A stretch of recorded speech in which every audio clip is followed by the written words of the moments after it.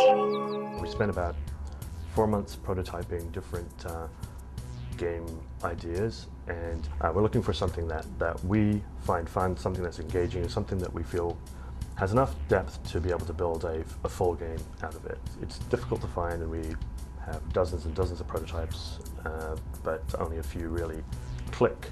We wanted to make a pachinko game, but the issue with pachinko was the luck versus skill issue, and we were tending to make games that were either too skill-based or too luck-based, and getting the right balance was hard without making it an overly complicated game or an overly difficult game. Ace created an engine, basically a physics engine, and then a game editor, and that allowed us a lot of flexibility to create all sorts of different types of games. There are basically many months where we're just creating different levels, different game types, without any kind of graphics and very, very few sounds. Some of them were fun, some of them didn't quite work, but eventually we came to a point where we came up with what is Peggle now. Peggle is a game where you don't really interact much with the game. You aim and you shoot, and then you watch what unfolds from your decision.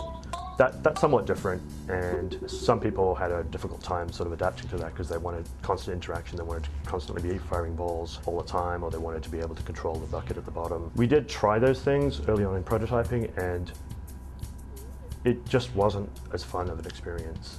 Once we got to a point where we liked the mechanic, then we started thinking about, well, how are we going to theme this? You know, what kind of graphics are going to go in this game?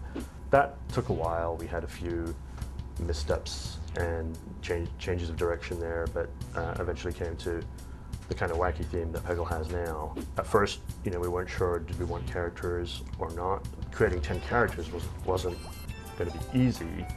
That was one of the reasons we were thinking, well, is there a way we can do these power-ups without creating characters? But Walter, the lead artist, came up with some great character designs for all 10 of them that were just amazing and worked. Without that, it would be a much different game. As far as the backgrounds took a lot of time to do because they're all illustrated, and they need to sort of fit with the peg design, the actual level layout, without overpowering the peg design itself. It took a while to get into the flow, but eventually we came up with some themes for each of the 11 stages, and Walter and Marcy created these incredible backdrops for the levels that we meet.